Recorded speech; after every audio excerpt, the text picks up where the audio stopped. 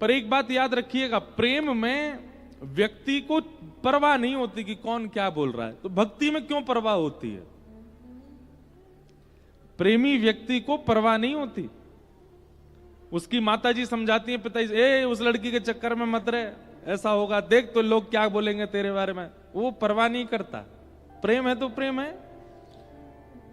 लड़की को समझाते हैं उस लड़का के चक्कर में मत रहो, ऐसा है वैसा है, ये करता है। उसको प्रेम होता है तो वो उसको परवाह नहीं होती लोग क्या कहेंगे। लेकिन भक्ति में सबको परवाह होती है। हम तिलक लगा के स्कूल कैसे चले जाएं, सब लोग बोलेंगे। हम कंठी पहन करके ऑफिस कैसे चले जाएं, सब लोग बोलेंगे।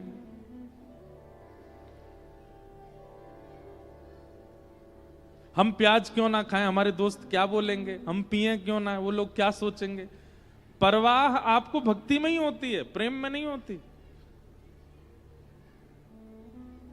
जबकि जिस प्रेम में आपको परवाह नहीं हुई है, जिस प्यार में आपको परवाह नहीं हुई है, उस प्यार में कुछ दिन बाद आपका वो प्रेम घट जाता है उसी व्यक्ति से जिसके लिए आपको परवाह नहीं थी। और यहां तो प्रेम सदा वर्धमान होने वाला है, यहां परवाह क्यों होती है? अगर एक बार भी आप कृष्णाश्रित हो चुके हैं, कृष्ण पथ पर चल चुके हैं, भक्ति पथ के अनुगामी हो चुके हैं, हमारी हाथ जोड़ के विनती है, परवाह मत कीजिएगा। फिर शिखा रखने में भाई लोगों को, तिलक लगाने में भाई लोगों को, कंठी पहनने में, धोती पहनने में, बगलबंदी पहनने में, चंदन लगाने में, रज लगाने में परवाह नहीं होनी चाहिए। सौभाग्य है हमारा।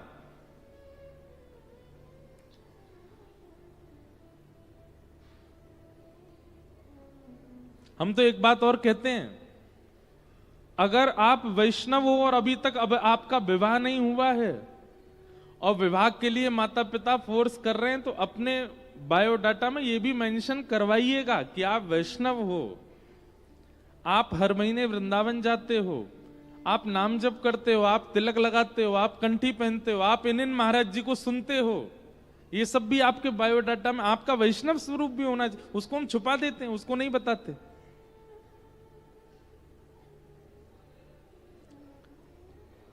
कम से कम सामने वाला अगर व्यक्ति आपसे विवाह करना चाहता, उसको पहले से पता तो होगा कि आप इस व्यवहार में हो। अगर वो योग्य होगा तो ही विवाह करेगा। अगर उसको लगेगा कि मैं इसके संग निर्बंध नहीं कर सकता तो नहीं करेगा। ये तो मेंशन होना चाहिए आपके बायोडाटा में भी। आप कथा सुनते हो, आप तिलक लगाते हो, आप मांस मदिरा का सेवन नहीं करते हो, आप हर महीने वृंदावन जाते हो, ऐसे संकल्प होने चाहिए।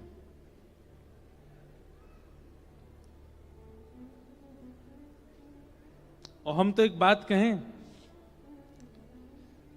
जैसे कई बच्चों की डिमांड होती है, हमारा जिससे ब्याह हो कम से कम डॉक्टर होना चाहिए, सिविल्स में उसकी नौकरी होनी चाहिए, इतना पढ़ा लिखा होना चाहिए, इतना सुंदर होना चाहिए, ऐसा होना चाहिए, वैसा होना चाहिए। लोगों की डिमांड होती है कुछ, और फिर वो डिमांड अगर दिख रही होती है तो बाकी चीजों को नजरअंदाज कर दिया जाए। चलो ये है, डॉक्टर है, भले ही उसका घर नहीं है, बना लेगा, डॉक्टर तो है, चलो ऐसा है, बाकी की चीजें नजरअंदाज की जाती हैं।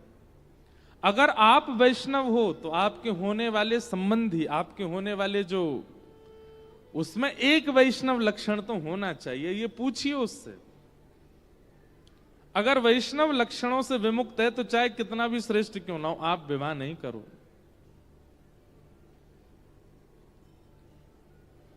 संबंध भी उसी से करना है जो कृष्ण प्रेमी हो। विलंब होगा, समय लगेगा, लेकिन कम से कम भक्ति भाव तो बना रहेगा। और इसके बाद भी ना मिले तो फिर वही हमने एक दिन कथा में बताया था ना, ठाकुर जी प्रतिकूल व्यक्ति तब देते हैं मानो उसके अधिकार का प्रेम भी ठाकुर जी चाहते हैं, इसलिए प्रतिकूल व्यक्ति दे देते हैं। पर फिर भी प्रयास करो वैष्णव ही हो। देखिए, वैष्णव से विवाह करने में, वैष्णव के संग करने में, और केवल विवाह की बात नहीं है, मित्रता भी वैष्णव से ही करो। आप कहोगे ढूंढने से नहीं मिलते महाराज जी, कॉलेज यूनिवर्सिटी स्कूल ऑफिसेज में कोई वैष्णव है ही नहीं, तो किसी से मत करो, व्यवहार मात्र करो, नाटक करो मित्रता का।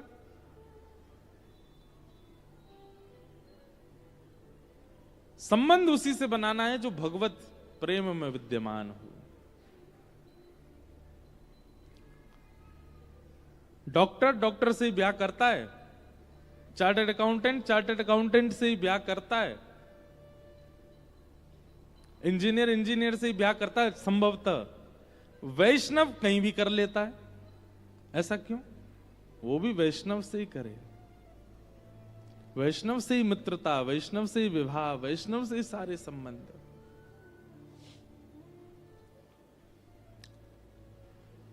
और हमको प्राप्त करना चाहते हो, आप अपना ऐसा प्रस्ताव रखो, तो आपको वैष्णव होना पड़ेगा।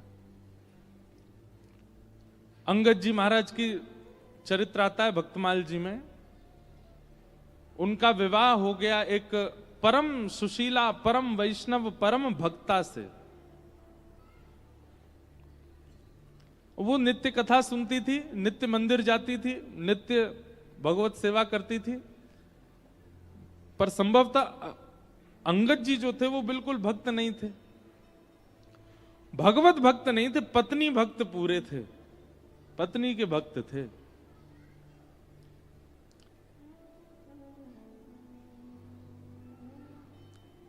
पत्नी के भक्त थे, इसलिए पत्नी ने उनसे 2-3 बातें करवाने का, मैया ये रस्सी यही मारे लगाई कि यहां ना आओ, चलो आ जाओ, लाओ शरबत है हमें वो पिला दो।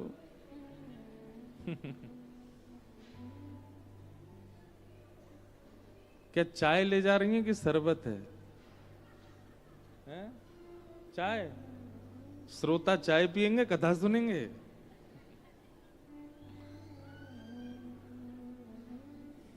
क्या बता रहा था मैं? क्या बता रहे थे हम? अंगद जी तो अंगद जी की पत्नी, उसने मन में विचार किया कि ये मेरे तो पूरे भक्त हैं, मेरी आज्ञा पूरी मानते हैं, तो अपनी आज्ञा से ही वो ले जाती थी। अच्छा आप हमसे बहुत प्रेम करते हैं? बोले हाँ चलो आज मंदिर चलो हमारे लिए। तो उनके लिए मंदिर जाते थे, उनके लिए संतों को प्रणाम करते थे, उनके लिए कथा में जाते थे। पर कथा में पत्नी तो कथा वक्ता को देख के कथा सुन रही होती थी, अंगद जी पत्नी को देखते रहते थे। पत्नी पूछती आज कथा में क्या सुना? बोले मैंने तो कुछ नहीं सुना, लेकिन तुम 5 बार मुस्कुराई थी वो मैंने देखा। व्यास जी ने कोई अच्छी बात बोली, तुम मुस्कुरा रही थी, मैं तुमको देख रहा था। बोली हाय राम कैसे हो, पूरे मुझे ही देखते रहते हो। एक बार की बात कि अंगद जी की पत्नी को लगा कि पति तो अब हमारे पूरे आधीन है, भली चलो खुद इतनी भक्ति नहीं करते, हमको रोकते तो नहीं है। पत्नी ने कुछ संत जनों की टोली से कहा कि आप घर घर संकीर्तन करते हैं, आज का संकीर्तन मेरे घर कीजिए। और घर में महाराज महात्माओं की जमात आ गई, सब संकीर्तन कथा करने लगे। तभी अंगद जी लौट करके आ गए।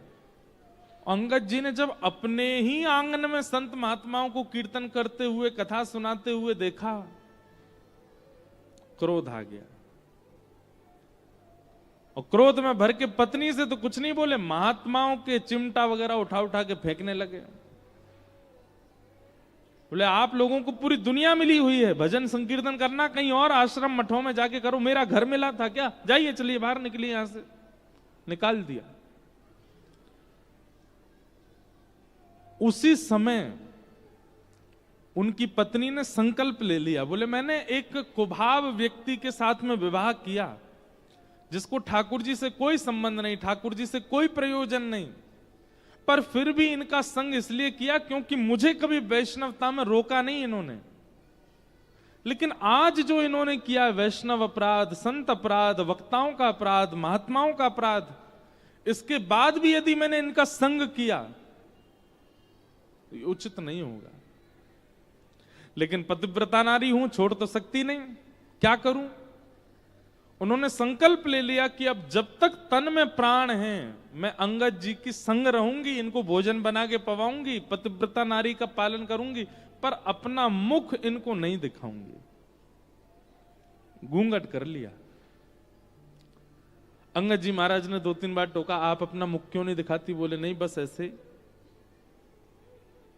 1 दिन, 2 दिन, 5 दिन, हफ्ता भर, महीना बीत गया। अब तो अंगद जी बेचारे, वो तो दर्शन ही पत्नी का ही करते थे, रोने लगे। बोले क्या बात है, तुम मुख क्यों नहीं दिखाती हो?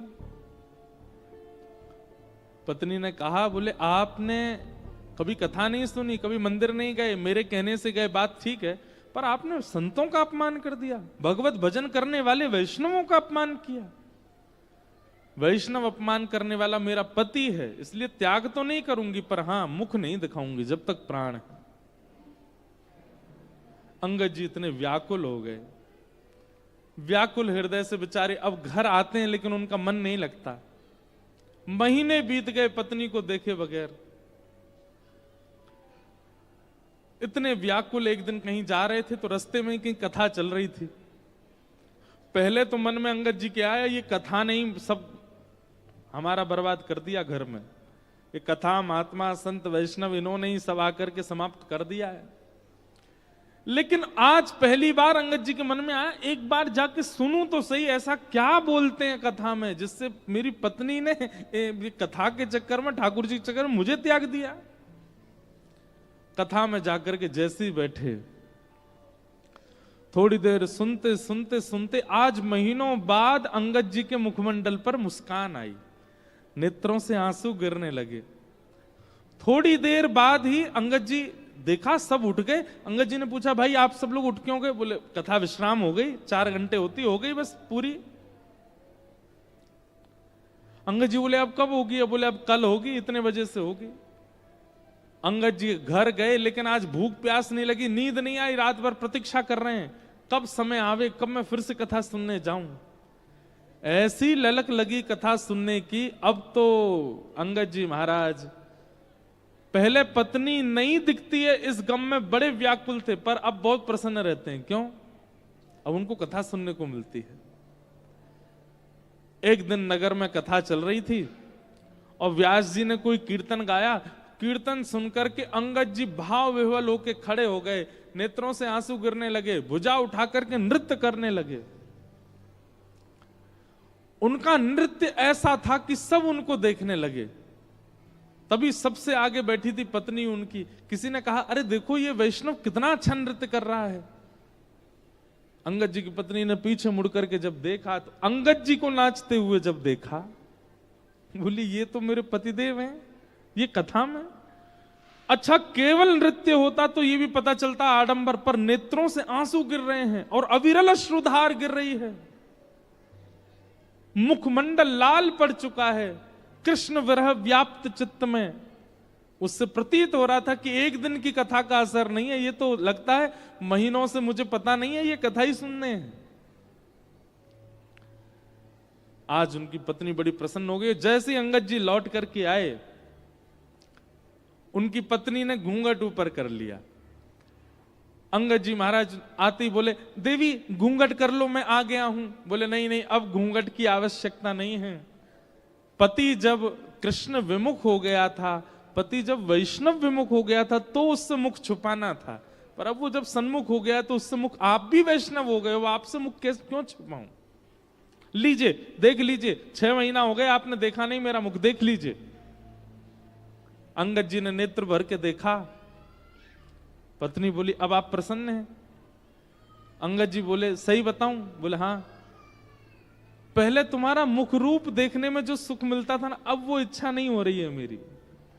अब मेरी इच्छा समाप्त हो चुकी है। देवी तुम बहुत सुंदर हो, तुम्हारे रूप बहुत सुंदर है, पर पता नहीं क्यों जब से मैंने कृष्ण के गुण सुने हैं, जब से मैंने ठाकुर जी के लक्षण सुने, अब आपका रूप सुंदर बना रहे, पर अब इच्छा आपको देखने की नहीं, अब तो परमात्मा को देखने की, अब तो श्री कृष्ण को देखने की।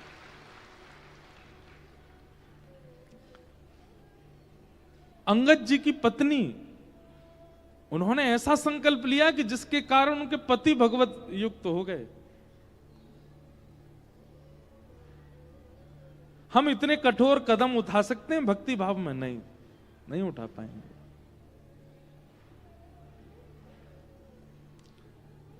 हमने कही ना बात, बाकी संसार की किसी भी क्रिया में हम लोगों को संशय नहीं होता। हम लोगों को फर्क नहीं पड़ता, पर जैसे ही कोई संसार की विमुक्त बात आती है, कोई विपरीत बात आती है, हम सबसे पहले भक्ति छोड़ते हैं, सबसे पहले कथा छोड़ते हैं।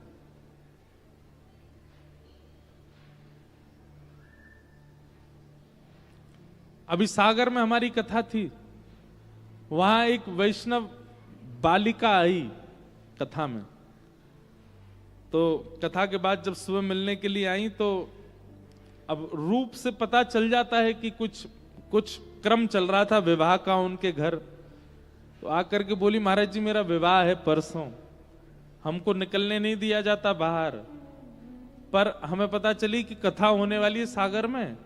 हम घर वालों से लड़ लिए कि नहीं जाएंगे, महाराज जी आ रहे हैं, कथा हो रही है, इसमें तो जाना है। लोगों ने बहुत रोका टोका, बातें भी बनाई रिश्तेदारों ने, पर हमको कोई फर्क नहीं पड़ा कि ठाकुर जी आए, गिरधर लाल जी आए हैं, तो दर्शन तो करना है। जैसा त्याग, जैसा समर्पण, जैसी स्वतंत्रता संसार के विषय के प्रति होती है, ऐसी ठाकुर जी के प्रति हो जाए।